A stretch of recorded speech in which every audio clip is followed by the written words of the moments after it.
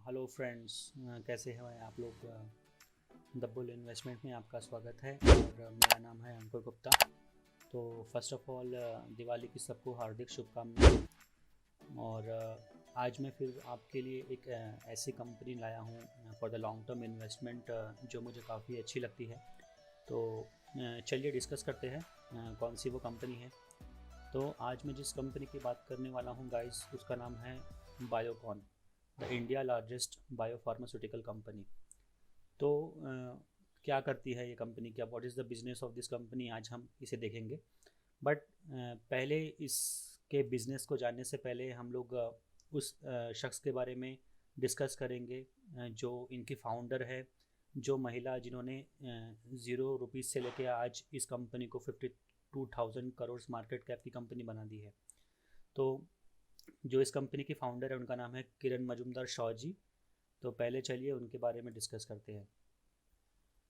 तो मैं जिस महिला के बारे में यहाँ बात कर रहा हूँ उनका नाम है किरण मजुमदार शॉ, जो बायोकॉन की एग्जीक्यूटिव चेयरपर्सन है। ठीक है, तो यही है फाउंडर ऑफ बायोकॉन। तो ये कंपनी फाउंड हुई थी 1978 में बाय किरण मजुमदार शॉ जी। और मैं इस महिला की काफ़ी रिस्पेक्ट करता हूँ क्योंकि भारत में जो 5 शक्तिशाली महिलाएं हैं उनमें इनका नाम आता है। और अगर आप वर्ल्ड की बात करें तो जो 25 शक्तिशाली महिलाएं हैं उनमें भी इनका नाम आता है। और अगर आप इनके रिकॉग्निशंस की बात करेंगे तो इनको पद्मश्री और पद्म भूषण से भी रिकॉग्नाइज़ किया गया है। और नीचे काफ़ी सारे यहाँ पे अवार्ड्स हैं, उनकी लिस्ट दी गई है, आप उसे देख सकते हैं। तो अब जानते हैं कि ये जो कंपनी है इसका की प्रायोरिटीज़ क्या है। ठीक है, तो अगर आप इसके की प्रायोरिटीज़ में जाके इनका जो गोल है, जो क्लियर गोल जो रहना चाहिए कंपनी का, वो यहाँ पे मेंशन किया गया है। तो इस लाइन को आप पढ़िए। We have one clear goal to give patients worldwide access to innovative and affordable healthcare. तो यहाँ पे देखिए इनका जो गोल है वो काफ़ी क्लियर है कि इनको innovative and affordable health care provide करना है वर्ल्ड वाइड। करेक्ट। तो what is the meaning of affordable. अगर मैं यहाँ पे अफोर्डेबल टाइप करूँ तो अफोर्डेबल मीन्स सस्ती दवाइयाँ, सस्ता हेल्थ केयर। तो यही इनका की प्रायोरिटीज़ है, यही इनका गोल है कि हम ना कि इंडिया में बल्कि देश यानी कि पूरे वर्ल्ड में एक अफोर्डेबल हेल्थ केयर प्रोवाइड करें। तो that is the goal of the Biocon, जो मुझे काफ़ी क्लियर और अच्छा लगता है जो यहाँ पे दिया गया है।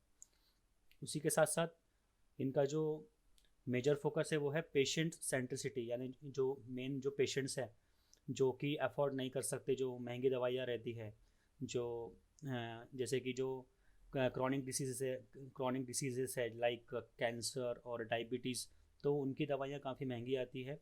तो इनका गोल यही है कि हम जो भी दवाइयाँ हैं उनको सस्ते रेट में बनाएं और ज़्यादा से ज़्यादा लोगों को प्रोवाइड करें। अगर मैं इनके लीगेसीज के बारे में बात करूं तो जैसे कि यहाँ पे दिया गया 1978 में बायोकॉन फाउंड हुआ था, बायोकॉन कंपनी लिस्टेड हुई थी।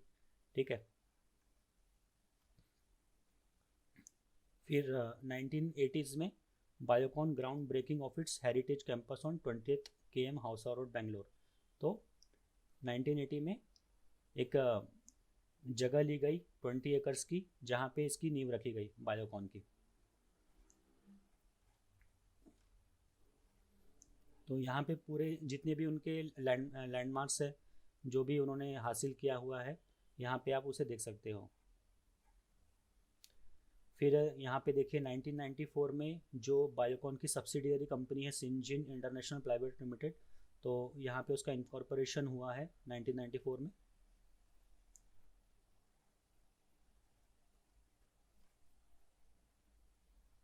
और उसके बाद अगर मैं नीचे आ जाऊँ यहाँ पे तो देखिए आप in 2004 Biocon makes a resounding debut on the Indian stock market.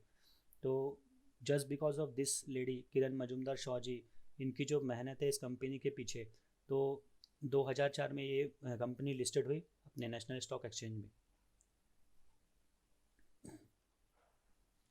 Then in 2006 this is the first company in India to launch a novel biologic nimotuzumab mab. It's a medicine जो कि हेड नेक कैंसर पेशेंट्स के लिए use की जाती है। तो इनके काफ़ी सारे माइलस्टोन्स है यहाँ पे जो इन लोगों ने अचीव करे हैं। Then in 2009 Biocon and Mylan enter strategic global partnership for development of biosimilars. तो हम आगे देखेंगे व्हाट इज़ बायोसिमिलर्स। ओके, यहाँ पे 2009 में देखिए Biocon launches Basalog insulin glargine in India. तो अगर मैं यहाँ पे बात करूँ इंसुलिन की, तो जैसे कि आपको पता है कि India is the hub of diabetic peoples, there are so many people who are diabetes in India. ठीक है, तो अगर जो डायबिटीज़ जो एक क्रॉनिक डिसीज़ की मैं बात कर रहा हूँ, जैसे टाइप 2 डायबिटीज़ हो गया, तो जो दिन का खर्चा है एक इंसुलिन जो हम लेते हैं उसका दिन का खर्चा इंडिया में है करीबन आप मान लीजिए 50 से 100 रुपये। ठीक है, तो अगर आप उसको पूरे महीने का कैलकुलेट करते हैं तो हो गया करीबन 10,000 रुपये जो कॉस्ट है जो क्रॉनिक डायबिटीज़ डिसीज़ होती है उसका। तो अगर जो ब्रांडेड कंपनीज़ हैं, यानी कि जैसे यूएस से हम लोग जब इंसुलिन एक्सपोर्ट करते हैं वो तो काफ़ी महंगा आता है, क्योंकि यूएस जैसी डेवलप्ड कंट्री में जो पर डे का कॉस्ट है for insulin it cost around $5 which is around 350 rupees per day. ठीक है, तो जो किरण मजुमदार जी शो का जो गोल था वो ये था कि हम लोग इंसुलिन कम से कम रेट में प्रोवाइड करें इंडिया में और बाकी दूसरे भी जो डेवलपिंग कंट्रीज है उसमें। तो इन लोगों ने जो इंसुलिन अभी बनाया है, मैं अगर आपको यहाँ पे एक वेबसाइट पे भी अगर आपको दिखाऊं तो Biocon to reduce insulin price to 10 cents, ये देखिए Biocon plans to bring down the cost of insulin to 10 cents रफली अराउंड 7 रुपये। तो जहाँ पर दिन के 50 से 100 रुपये खर्च होते थे यानी कि जो इंसुलिन लेने में, तो ये कंपनी का गोल है कि हम उसको रिड्यूस करेंगे अप टू 7 रुपीज़। तो आप देखिए कितना बड़ा डिफरेंस है यहाँ पे। तो मैं इसीलिए यानी कि जो इनका क्लियर गोल था मैंने इसीलिए आपको बताया कि ये लोग अफोर्डेबल मेडिसिन प्रोवाइड करने का सोच रहे हैं, यानी कि जो इनका गोल है। तो जहाँ पर प्रतिदिन का 50 से 100 रुपये खर्च होता था इंसुलिन पे, वहीं उसको ये रिड्यूस करके 7 रुपये पे लाना चाहते हैं। ठीक है, तो कहाँ 10,000 रुपीज़ पर मंथ एंड कहाँ 7 रुपीज़ पर डे। तो अगर आप पूरे मंथ का भी कैलकुलेट करेंगे तो समवेयर अराउंड 300 से 400 रुपये आएगा वो। तो ये काफ़ी अचीवेबल है, काफ़ी अच्छा है। चलिए अब मैं और नीचे आता हूँ यहाँ पे।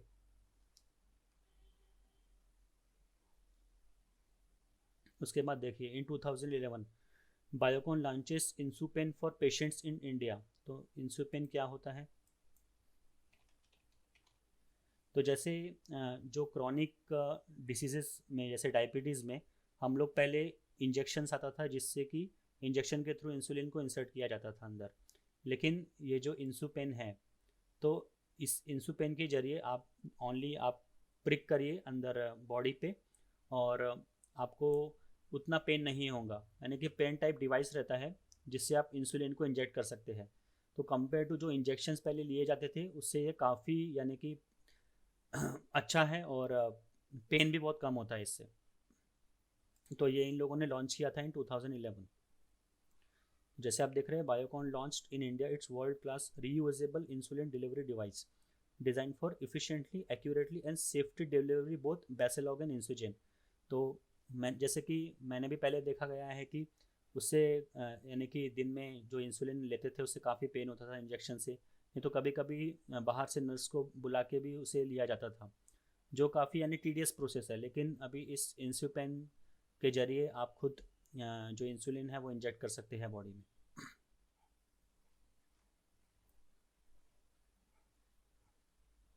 अब यहाँ पे देखिए in 2014 Biocon introduces world first biosimilar trastuzumab Canmab in India. तो ये वर्ड काफ़ी बार आया है यहाँ पर, व्हाट इज़ बायोसिमिलर। तो फर्स्ट ऑफ ऑल मैं आपको ये अंडरस्टैंड कराता हूँ कि बायोसिमिलर्स होता क्या है। ठीक है, तो व्हाट इज़ बायोसिमिलर पहले उसको जानते हैं। तो बायोसिमिलर की डेफिनेशन क्या है? Medicine that is very closed in structure and function to biological drugs. तो कभी भी अगर आप किसी वर्ड की मीनिंग को जानना चाहते हैं तो उसे ब्रेक कर दीजिए, तो काफ़ी आसान होता है उसे समझने में। तो अगर मैं यहाँ पे बायोसिमिलर को ब्रेक करूँ तो बायो का मतलब है कोई भी लिविंग ऑर्गेनिज्म, यानी कि जो जिंदा हो, जिसमें जान हो और जो चल फिर सकता हो, तो उसे कहा जाता है bio. What is similar? Similar means identical, जो समानता हो जिसमें, और जो मिरर इमेज हो एक दूसरे का, जो डुप्लीकेट हो, उसे कहा जाता है सिमिलर।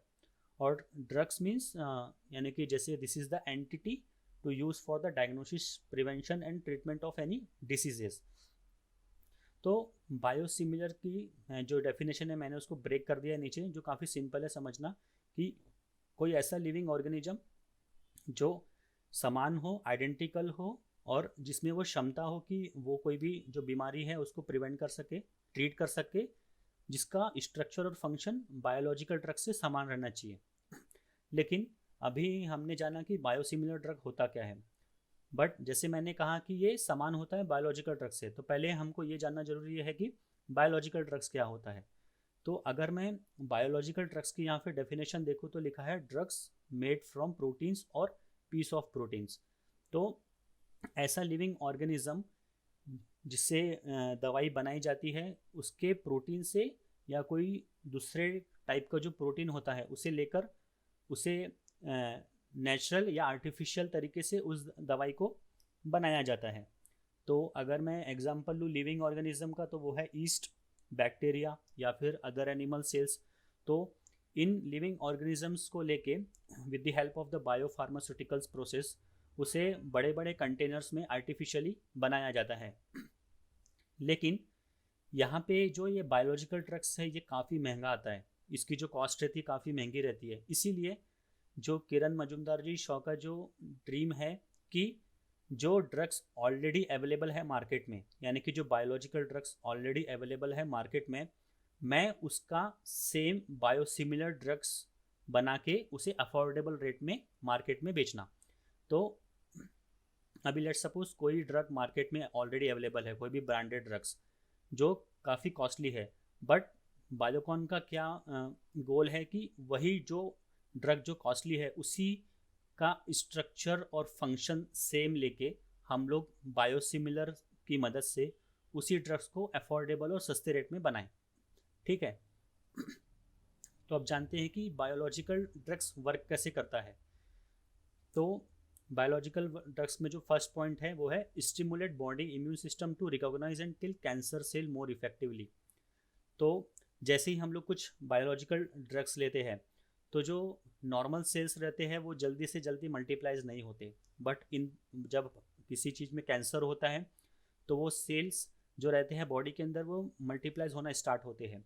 तो ये ड्रग क्या करता है, ये हमारे बॉडी का जो इम्यून सिस्टम है उसको स्टिमुलेट करके जो भी कैंसरस सेल रहते हैं उसको रिकॉग्नाइज करता है और उसको किल करता है इफेक्टिवली। सेकेंड पॉइंट है works against certain protein in cancer cell to stop growth. तो जैसे ही हम कुछ बायोलॉजिकल ड्रग्स लेते हैं तो ये क्या करता है, जो एक प्रॉपर प्रोटीन रहता है जहाँ पे कैंसर सेल्स फॉर्म होते हैं तो उसकी ग्रोथ को स्टॉप करता है। तो यहाँ पे जो मैंने वर्ड हाईलाइट किया क्या है, ग्रोथ। तो कभी भी कैंसर्स में क्या होता है, सेल्स मल्टीप्लाइज होते हैं, ग्रोथ होती है उनकी। तो बायोलॉजिकल ड्रग्स का वही काम है कि इनकी जो ग्रोथ है उसको स्टॉप करना। अभी जो थर्ड पॉइंट है वो है stimulate immune system to make it stronger. तो अगर मैं फर्स्ट और थर्ड पॉइंट की बात करूँ तो दोनों डिफरेंट है, सेम नहीं है, क्योंकि फर्स्ट पॉइंट में बात हो रही है कि to kill the cancer cells more effectively, but third point में अगर और कोई डिसीजेस है अपार्ट फ्रॉम कैंसर तो बायोलॉजिकल ड्रग्स क्या करता है कि इम्यून सिस्टम को बढ़ाता है, उसे स्ट्रॉन्ग करता है। ठीक है, अभी बायोसिमिलर ड्रग्स का यूटिलाइजेशन कैसे होता है वो मैं बताता हूँ आपको। तो they mirror the active property and result of approved biologics. तो जो बायोसिमिलर्स एंड बायोलॉजिकल्स है both are the mirror image of each other, दोनों में समानता रहती है और दोनों की जो एक्टिव प्रॉपर्टी रहती है वो सेम रहती है। ठीक है, और सेकेंड पॉइंट है can be use to treat same diseases. तो बायोसिमिलर्स एंड बायोलॉजिकल बोथ हम इस सेम डिसीज को ट्रीट करने के लिए यूज़ कर सकते हैं। लेकिन क्या बायोसिमिलर्स की जो दवाई है उसको क्लिनिकल ट्रायल्स की ज़रूरत नहीं है? नहीं, ऐसा गलत है। बायोसिमिलर्स की भी जो ड्रग्स है वो भी एक्सटेंसिव क्लिनिकल ट्रायल्स के जरिए होके ही गुजरती है, और उसके बाद फिर उसको जो जो बॉडीज़ है, यानी कि जो डिफरेंट कंट्रीज़ के जो रेगुलेटरी बॉडीज़ है, वहाँ से उसको अप्रूवल मिलता है। तो वही पॉइंट मैंने यहाँ थर्ड पॉइंट मेंशन किया है, biosimilar drugs must go under extensive clinical trials. तो बायोसिमिलर ड्रग्स को भी एक जो क्लिनिकल ट्रायल फेज रहता है उससे गुजरना पड़ता है। तो क्लिनिकल ट्रायल्स क्या होता है, कभी भी जो कंपनी अगर कुछ ड्रग्स इन्वेंट करती है या रिसर्च करती है तो उसके फेजेस होते हैं, जैसे कि फेज़ 1, फेज़ 2, फेज़ 3। तो फेज़ 1 में क्या होता है कि जो ड्रग्स रहता है उसको एनिमल्स में टेस्टेड किया जाता है, एनिमल्स के ऊपर, कि वो ड्रग्स की जो इफिकेसी है, उसका जो फंक्शन है वो प्रॉपर काम कर रहा है कि नहीं। फिर फेज़ 1 के बाद फेज़ 2 में उस पर जो ह्यूमन बॉडीज़ है उस पर टेस्ट किया जाता है कि ह्यूमन बॉडीज़ पे वो कितना इफेक्टिव है, क्या वो काम कर रहा है। फिर फेज़ 2 के बाद जो फेज़ 3 होता है, यानी कि ड्रग्स एक बार फेज़ 1 एंड फेज़ 2 से गुजर गया, उसके बाद फिर उसे जो रेगुलेटरी बॉडीज़ है, जैसे यूएस में एफडीए है, उनसे अप्रूवल लेना पड़ता है कि ड्रग्स को हम लोग मार्केट में लॉन्च कर सकते हैं कि नहीं। तो once we get the approval from this regulatory bodies, तो फिर मार्केटिंग के बाद फिर फेज़ 3 स्टार्ट होता है। तो फेज़ 3 में क्या होता है, जब मार्केट में ड्रग जाता है तो कभी भी आप देखना कि ड्रग्स के अंदर एक लीफलेट दिया हुआ रहता है, कि लीफलेट में उसके जो साइड इफ़ेक्ट है या एडवर्स रिएक्शन है वो भी दिए हुए रहते हैं। तो फेज़ 3 में यही देखा जाता है कि मार्केट में जाने के बाद दवाइयों का क्या असर पड़ रहा है लोगों पे, क्या कोई एडवर्स इफेक्ट या साइड इफेक्ट हो रहे हैं। तो उस डाटा को कलेक्ट करके फिर से फेज़ 3 ट्रायल किया जाता है। तो ऐसा नहीं है कि बायोसिमिलर्स ड्रग्स जो कंपनी बना रही है उनको क्लिनिकल ट्रायल्स की ज़रूरत नहीं है, उनको भी क्लिनिकल ट्रायल्स की ज़रूरत है और उनको भी रेगुलेटरी बॉडी से अप्रूवल लेना पड़ता है। तो बायोसिमिलर ड्रग्स कहाँ पे ज़्यादा यूज़ होते हैं, तो वो है cancer, Alzheimer diseases and diabetes. तो जैसे कि आप इंडिया में देखोगे कि India is the hub of diabetic people और कैंसर पीपल। तो इंडिया में जो लोगों की तादाद है वो काफ़ी ज़्यादा है और ज़्यादा से ज़्यादा लोग बीमार होते हैं just because of the cancers and diabetes, correct. तो अगर मैं अभी ये ड्रग की बात करूँ, ट्रास्टुजुमैब, तो जो ट्रास्टुजुमैब है वो यहाँ पे देखिए आप, to treat breast cancer and stomach cancer, इसके लिए यूज़ किया जाता है ट्रास्टुजुमैब। तो जो ट्रास्टुजुमैब है उसको जो दूसरा नाम है हर्सेप्टिन के नाम से भी जाना जाता है। तो जो हर्सेप्टिन है, जो हर्सेप्टिन मेडिसिन है, ये रॉशी कंपनी का जो है, स्विस कंपनी, ये रॉशी कंपनी बनाती है हर्सेप्टिन। तो ये जो हर्सेप्टिन है ये ब्रांडेड ड्रग्स है जिसकी cost to treat a breast cancer it's around 2 lakh per dose. Yes, 2 lakh rupees per dose इसकी कॉस्ट है। और जो किरण मजुमदार जी शॉ ने जो ट्रास्टुजुमैब बनाया है यहाँ पे with the help of this biosimilar, तो इनिशियली उसकी कॉस्ट थी अराउंड 50,000 रुपीज़, जो कि अभी इन लोगों ने रिड्यूस करके वो हो गई है 20,000 rupees guys. So see what is the difference between 2 lakhs and 20,000 rupees just for the treatment of breast cancer. तो यहाँ पे एमएनसी कंपनीज़ का यही होता है, जो फॉरेन कंपनीज़ रहती है तो वो उनका क्या मोटिव रहता है कि low volume and high value, हम लोग यानी कि जो कॉस्ट है उसको ज़्यादा बढ़ा के रखें ताकि हमारे पास वॉल्यूम कम आए, लेकिन हम उसे यानी कि रेट उसका हाई करके रखें ताकि वो यानी कि थोड़े मात्रा में भी बेच के हम लोग ज़्यादा प्रॉफिट कमा सके। लेकिन यहाँ पे किरण मजुमदार जी शॉ का क्या गोल है, high volume and low value, यानी हम लोग ज़्यादा से ज़्यादा लोगों को ट्रीटमेंट देने का प्रोवाइड करें, हमको थोड़ा प्रॉफिट भी मिलेगा तो उसमें चलेगा, लेकिन ज़्यादा से ज़्यादा लोग ट्रीट रहना चाहिए। तो यहाँ पे बहुत यानी कि इस बायोसिमिलर्स की हेल्प से इस बायोकॉन कंपनी ने बहुत सारी एमएनसीज के छक्के छुड़ा दिए थे। क्योंकि आप अगर यहाँ हर्सेप्टिन्स की देखोगे तो हर्सेप्टिन्स रॉशी प्राइस अगर आप देखोगे तो it is somewhere around 2 lakh rupees guys, ठीक है। तो इतना हमारे इंडिया में लोग अफोर्ड नहीं कर सकते। देखिए अगर आप कोई भी किसी को ब्रेस्ट कैंसर है और अगर पर डोज का 2 लाख रुपीज़ है तो उसका तो घर ही बिक जाएगा, यानी कि इतनी महंगी दवाई लेने में। तो Biocon introduces in India as the world lowest price trastuzumab, opening the doors for positive metastatic breast cancer patient to access an affordable therapy। तो मैं हर बार मुझे इस कंपनी की यही बात पसंद है कि अफोर्डेबल थेरेपी यहाँ पे देना चाहते हैं, ज़्यादा से ज़्यादा सस्ती चीज़ें लोगों तक पहुँचाना चाहते हैं। तो इनका गोल ज़्यादा पैसा कमाना नहीं है, ज़्यादा लोगों तक दवाइयों को प्रदान करना है। और यही किरण मजुमदार श्रीजौ का जो गोल था कि मुझे 100 करोड़ पेशेंट तक दवाइयाँ पहुँचाना है, यही उनका गोल है। तो मुझे यही बात इस कंपनी की बहुत अच्छी लगती है कि जो भी मेडिसिन है वो अफोर्डेबल रेट में यहाँ पे अवेलेबल है।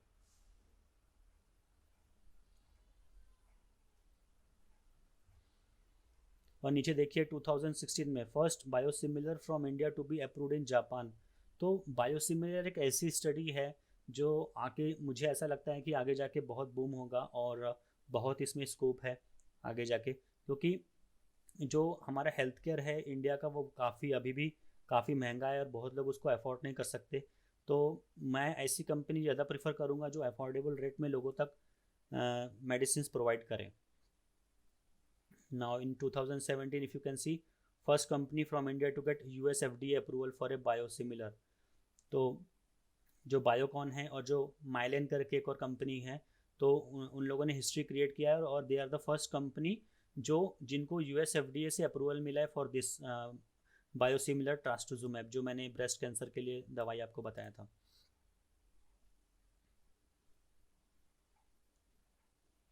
और इनका 2017 में जो इनका फर्स्ट ओवरसीज फैसिलिटीज़ है तो मलेशिया में भी उनका ऑपरेशन स्टार्ट हुआ है, तो that is also one of the biggest achievement. तो जैसे देखिए हर जगह बायोसिमिलर्स की बात हो रही है यहाँ पे। Biocon launches its bevacizumab in India. तो ये भी जो ड्रग है ये यूज़ किया जाता है ऑन्कोलॉजी जो कैंसर पेशेंट है, जैसे कि डिफरेंट काइंड्स ऑफ कैंसर होता है, colorectal, lung, kidney, cervical, ovarian. तो इस कैंसर में इस दवा का यूज़ किया जाता है। In 2018 she first company from India to have biosimilar commercialized in US. तो अभी इनको यूएस से भी कमर्शियल जो है वो अप्रूवल मिल गया है वहाँ पे सेल करने के लिए। And in 2018 Biocon Sandoz enter global partnership for next generation biosimilars. तो बायोकॉन जो है उनके अभी सैंडोज जो नोवार्टिस का एक डिवीजन है, तो उसके साथ भी इनका पार्टनरशिप हो गया है ग्लोबली बायोसिमिलर्स को डेवलप करने के लिए।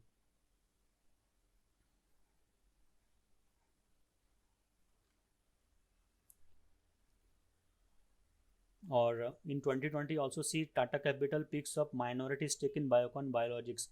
तो अभी टाटा कैपिटल भी इसमें इंटरेस्टेड है इस कंपनी में, और इन लोगों ने स्मॉल स्टेक्स इस कंपनी का लिया हुआ है। तो आप इसकी वेबसाइट पे जाइए। मुझे तो जो इनका जो यहाँ पे माइलस्टोन से काफ़ी अच्छे लगे हैं जो इन लोग के अचीवमेंट है। And big hats off to this lady Kiran Mazumdar Shaw ji जिन्होंने इस कंपनी को इतने टॉप लेवल पे लाके खड़ा कर दिया। और this is one of the India first bio pharmaceutical company. तो अगर मैं इनके यहाँ पर वैल्यूएशंस की बात करूँ, थोड़ा चलिए इनका फंडामेंटल भी चेक कर लेते हैं।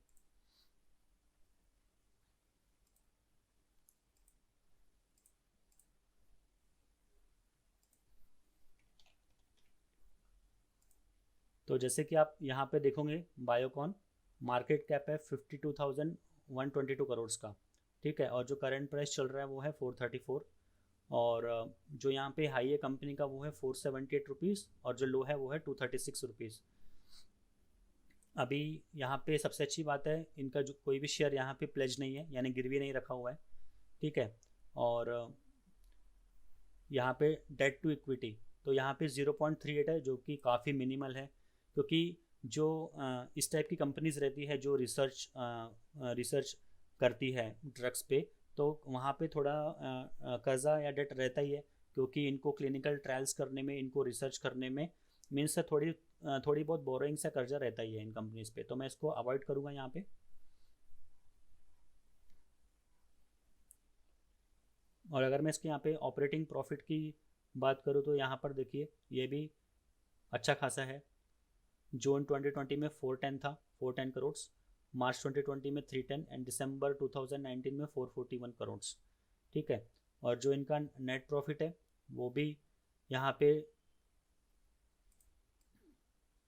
दिसंबर 2019 में 203 करोड़, इन मार्च 2020 123 करोड़, एंड इन जून 2020 149 करोड़। और अगर मैं इनका प्रॉफिट एंड लॉस रेशियो देखूँ, यहाँ पे जो यहाँ पे ऑपरेटिंग प्रॉफिट है वो भी देखिए यहाँ पे इंक्रीज हो रहा है। मार्च 2018 में 829 करोड़, इन मार्च 2019 1394 करोड़ एंड मार्च 2020 157। तो यहाँ पर भी इंक्रीज हो रहा है ये। और नेट प्रॉफिट भी देखिए, इन मार्च 2018 372 करोड़, मार्च 2019 905 करोड़ एंड मार्च 2020 748 करोड़।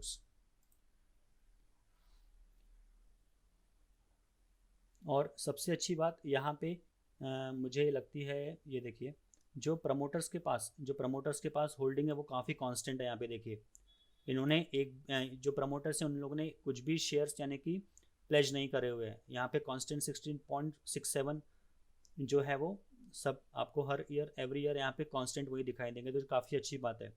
और यहाँ पे देखिए जो फॉरेन इन्वेस्टर्स हैं उनके भी यहाँ पे स्टेक्स इंक्रीज हुए हैं।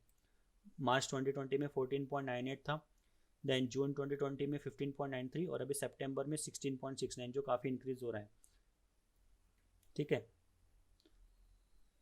तो यही मुझे दिखाना था कि ये कंपनी मुझे काफ़ी प्रॉमिसिंग लगती है for future perspective for the long term investment. तो आप इसकी वेबसाइट पे जाइए और आप एनालाइज करिए, आप रिसर्च करिए इस कंपनी के ऊपर, क्योंकि जो मेरे रिसर्च के हिसाब से मुझे काफ़ी प्रॉमिसिंग लगती है कंपनी। और मैं ये डिस्क्लेमर देना चाहूँगा यहाँ पे कि मुझे मेरा पर्सनल इन्वेस्टमेंट है इस कंपनी में। तो आप भी पहले इन्वेस्टमेंट करने से पहले आप खुद रिसर्च करिए, और जो आपके जो रिसर्च एनालिस्ट हैं, ठीक है, जो बिजनेस रिसर्च एडवाइज़र है, आप उनकी सलाह लीजिए और उसके बाद फिर इसमें इन्वेस्ट करिए। तो आशा करता हूँ ये वीडियो आपको पसंद आया होगा और ऐसे वीडियो मैं आपके लिए लाता रहूँगा। तो यही फ़िलहाल इतना ही आज के लिए, और मैं साइनिंग ऑफ करता हूँ। शुक्रिया, धन्यवाद।